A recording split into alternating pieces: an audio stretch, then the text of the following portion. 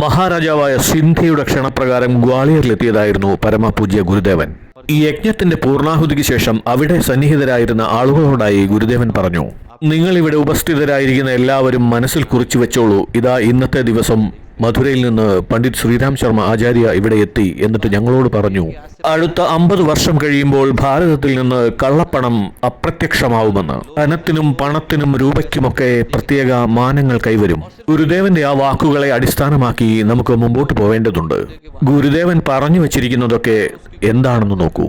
Mahakal or പ്രത്യാവർത്തൻ പ്രക്രിയയിൽ, ഗുരുവർ കി അമൃതവാണിയിൽ, വിപ്ലവാത്മകമായ മറ്റു സാഹിത്യകൃതികളിൽ 1988 ജനുവരിയിലെ അഖണ്ഡ ജ്യോതി കുണ്ടലിനി വിശേഷാൽ പതിപ്പിൽ, അങ്ങനെ ആയിരക്കണക്കിന് സ്ഥലങ്ങളിൽ ഗുരുദേവൻ സ്പഷ്ടതാപൂർവം വ്യക്തതയോടെ പറഞ്ഞിരിക്കുന്നത് കാണാം.